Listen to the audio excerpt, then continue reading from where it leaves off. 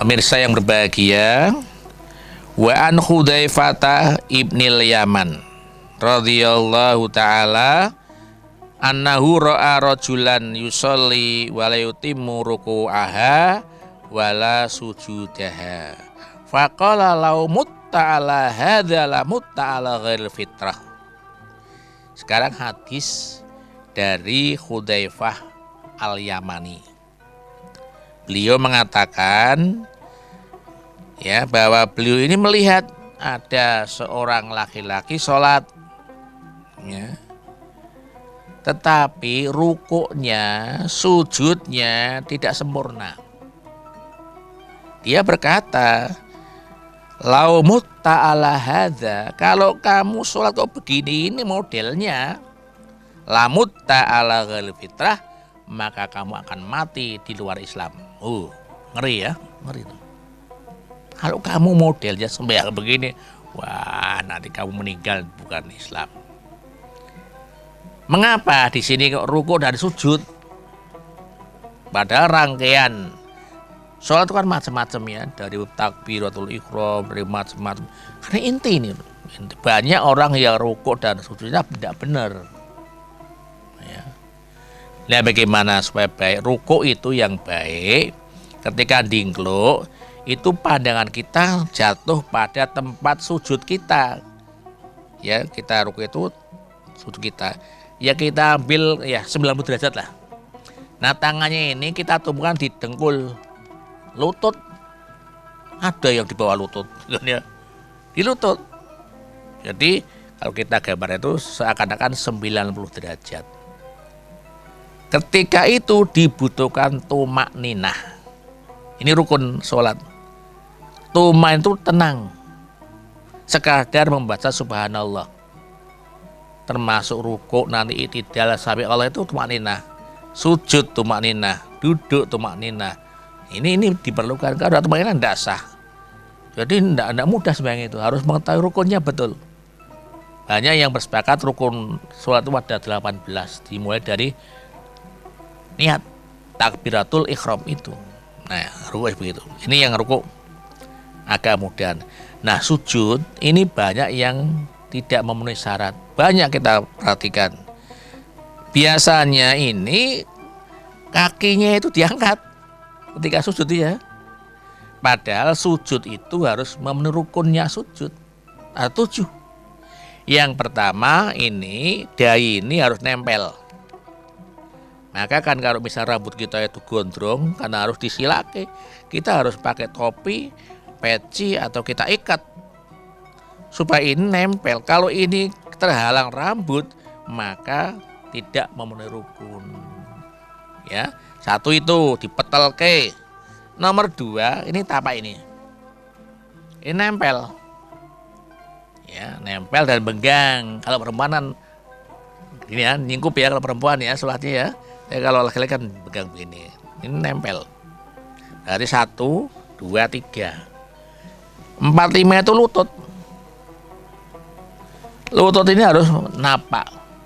Ini kita bicara yang waras sempurna ya, bukan orang yang punya penyakit ya. 6, 7 lah ini. Jari-jari kaki itu harus madal. Jadi kita padalkan. Tidak boleh diangkat. Ini banyak lalai keangkat itunya, tidak dipadal. Kalau begitu sujudnya tidak sah. Kalau tidak sah ya seluruhnya sholatnya tidak sah juga itu. Ini tidak main-main. Ketika kita sholat jangan bosan-bosan. Jangan malu ngaji sholat kepada siapapun. Betul-betul tahu. Karena banyak orang menganggap mudah sebenarnya itu. Lubruk. Kalau kita tidak tahu rukunnya, tidak sah. Ini yang berada di situ. Maka kita jangan sampai meremehkan sholat. Jadi saya ulangi, pertama batu ini harus nempel di tempat sujud itu. 2 telapak tangan ini nempel, lutut nempel, kemudian jarinya sikil madal. Itu sujud, dan itu dibutuhkan tumak ninah, tenang, tidak boleh sujud goyang-goyang, tidak boleh. Tumak ninah ini. Nah, ini kita baru bicara soal apa aktivitas kegiatannya, belum bicara soal artinya khusyuk seperti apa, itu kita belum ke sana. Nah, makanya nanti saya gambarkan sholat itu mencari khusyuk berat sekali, tidak mudah, tidak gampang ya. Nah, ini menurut Ibni Hudzaifah Al-Yamani. Kalau kamu sujudnya begitu, rukuknya begitu tidak sesuai, ya kamu matinya di luar Islam. Na'udzubillah min dzalik. Kita masih punya waktu.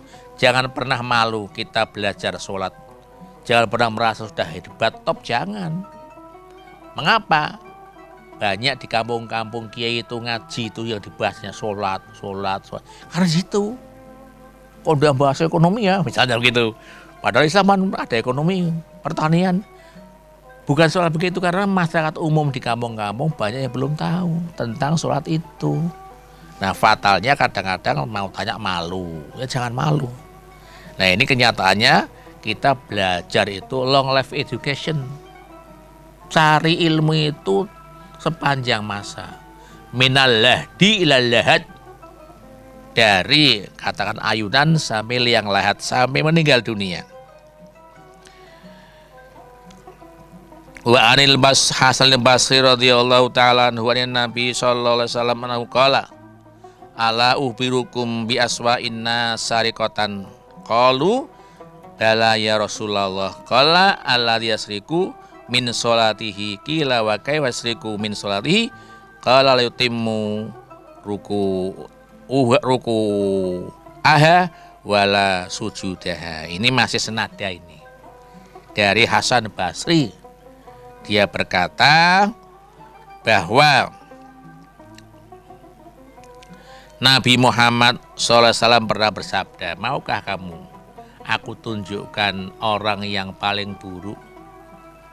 Orang yang paling buruk yaitu tergolong pencuri, sarikoh. Sahabat menjawab, ya Rasulullah, saya mau. Ya, Nabi mengatakan, ya, ala yasriku min sholati, yaitu orang yang sholatnya itu dikategorikan sebagai mencuri. Maksudnya apa?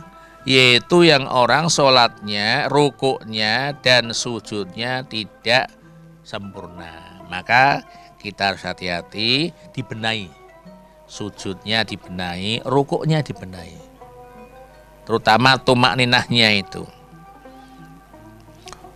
Wa Ibnu Mas'udin radhiyallahu ta'ala anhu qala malam ta'murhu sholatuhu bil ma'ruf lam tanhahu 'anil munkar lam yasdad biha minallah illa bu'dan lau wa qara'a hadhil ayah wa aqimis sholat inna sholata tanha 'anil fahsya wal munkar.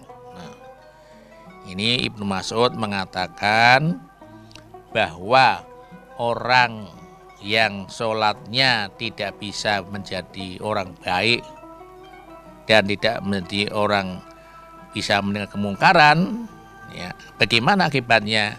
Jangan kemana-mana, pemirsa, setelah yang berikut ini.